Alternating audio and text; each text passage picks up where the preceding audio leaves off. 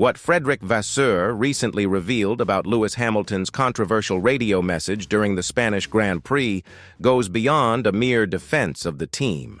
It is, in fact, a glimpse into a much deeper structural issue that threatens to shape the outcome of Ferrari's entire 2025 season. Even after Hamilton described that race as the worst experience of his career, the French team principal of Ferrari disagreed, stating that the car's performance was not as bad as it seemed. He pointed to the telemetry data, the final stint, the lap times, and argued that Hamilton's reaction had been somewhat exaggerated. And precisely for that reason, this moment becomes so symbolic. When a seven-time world champion feels totally disconnected from the car, while the team believes everything was operating normally, it is not just a difference in perception. It is the sign of a communication breakdown. And if that disconnect is not resolved, no aerodynamic upgrade will be enough to fix what is already breaking inside Ferrari. This was not an isolated case.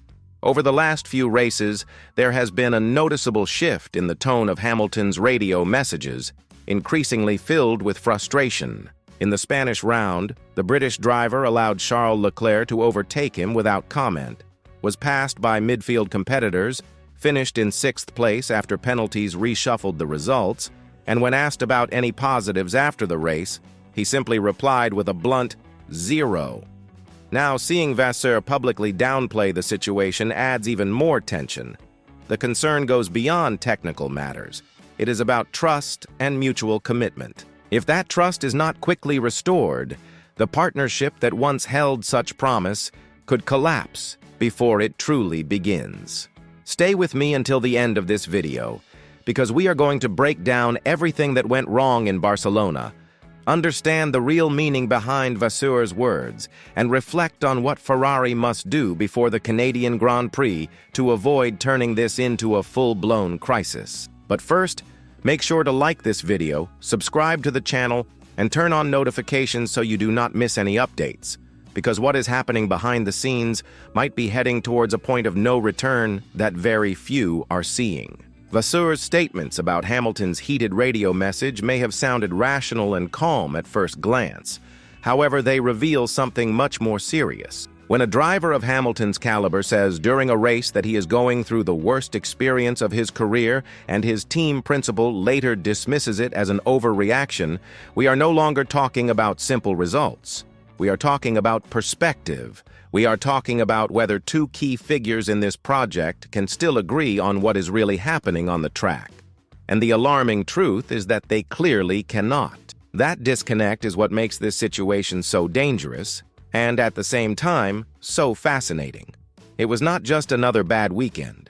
It was the clearest signal yet that the relationship between Hamilton and Ferrari is deteriorating. And not due to a specific mistake or failed strategy, but because the emotional and technical bond between driver and team is starting to unravel under pressure. At this point, the main question is no longer whether the car is fast enough. It is whether this project still makes sense for either side.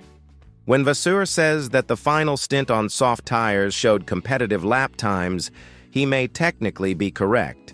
But data does not feel the car.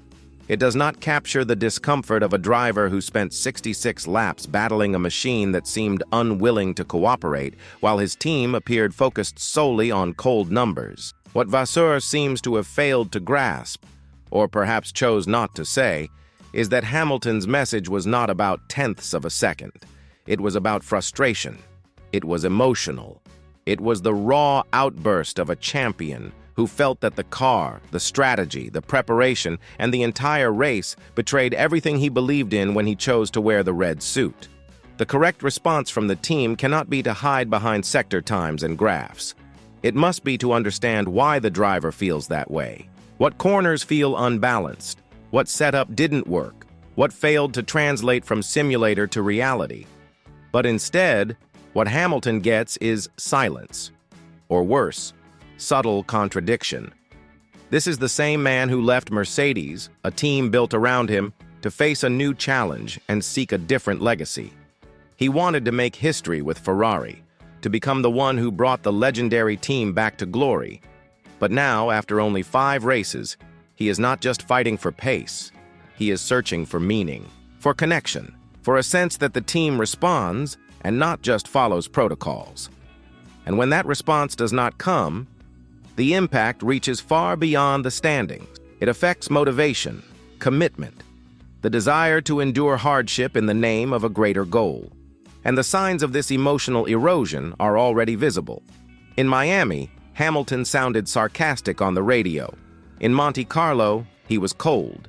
In Barcelona, he seemed absent, a man barely hiding how fed up he is. When he stepped out of the car, there were no strong declarations. No argument, just short answers and a noticeable void. Zero. That was all he said. Because at that moment, that is all he felt. And now, with Vasseur adopting a polite yet emotionally detached tone, the distance between them seems even greater. If Hamilton feels that his voice only matters when it matches the data, then Ferrari is making a serious mistake. They are treating an emotional issue as if it were a simple technical glitch. And that could be catastrophic, because if they lose Hamilton's trust, they will lose the most valuable asset they have. And that loss is already happening. Just observe how he interacts with the press, how he communicates or fails to with his engineer, how he behaves over the race weekend. This is not the driven, intense, inspiring Hamilton who elevates the entire team. It is a quieter, more hesitant version. He is still physically present but no longer convinced that anyone is truly listening. And Ferrari cannot afford that. Because once a driver checks out emotionally, not even the best technical package will bring him back. You can improve rear grip, gain a few tenths with a new diffuser, or discover a better tire window. But if the driver no longer believes in the people around him, all of that becomes meaningless. Formula One is about precision, yes, but it is also about belief, about shared vision. And right now, everything points to Hamilton screaming inside while Ferrari chooses not to hear it. And yet, there is hope. Not all is lost. Recovery is possible. But only if the team realizes that more than chasing lap time, they need to rebuild the emotional connection with their driver. That means opening space for real conversations, accepting criticism, embracing emotion as part of the process, not discrediting how he feels, not ignoring his words in favor of spreadsheets, listening, truly listening to what he is saying, corner by corner, race after race, because the title of this video says it all. What Vasseur revealed changes everything, not for what was said, but for what it confirmed. That Ferrari and Hamilton are no longer on the same wavelength.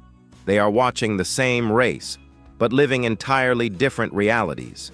And if this continues, the dream partnership will not just fail. It will fall apart publicly, painfully, and permanently.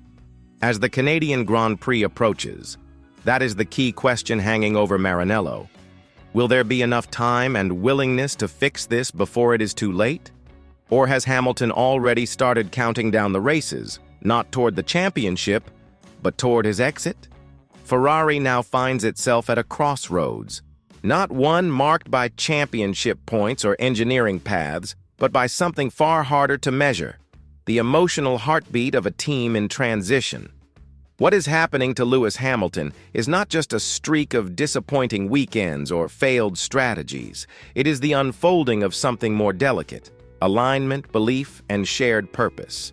Hamilton's raw reaction in Barcelona was not an isolated outburst. It was a consequence of ignored signals, of rising tension, of a pattern where the feedback he gives in the cockpit no longer seems to lead to meaningful action in the garage. And when a driver feels that his words no longer create urgency, when his instincts are gently dismissed in front of the world, the result is not just silence, it is emotional withdrawal. Ferrari's public image is built on passion, a deep legacy where emotion drives everything. But now the contrast is glaring. Their lead driver is sending warning signs, and the response has been a carefully curated narrative about data, balance, and tire windows. Coldness is seeping in where connection should thrive. A clinical explanation is replacing the kind of fierce solidarity that turns a team into something more than engineers and a driver in red. This is not a slow car problem. Slow cars can be fixed. This is a problem of emotional disconnection, and it spreads silently, through the briefing room, through avoided eye contact, through press answers that dodge the obvious truth. Something is not working, not mechanically, but in spirit, in direction, in identity. If Ferrari wants to fix this, if they truly want to rescue this project, it will not be with another upgrade or a technical reshuffle. It will happen when they stop managing the narrative and start listening. Listening to the frustration. Listening to the silence. Listening to a world champion who, for the first time in years, no longer seems sure that there is still something worth fighting for. Not because he lost his competitive spirit, but because he no longer knows if anyone around him still shares that same urgency. This is not the time for public relations. It is the time for honesty, for a reset. Because the most dangerous failure in Formula One is not a slow pit stop or the wrong tire call. It is failing to realize when belief starts to fade from within. Hamilton came to Ferrari in search of greatness. But unless something fundamentally changes, what he may end up discovering is that greatness cannot be reached when your voice echoes inside a garage that only listens when the numbers agree. And if that continues, the tragedy will not be that Ferrari failed to give him a title. It will be that they never truly gave him the team he needed to chase it. There is something wrong with this car, my friend. It is the worst of them all.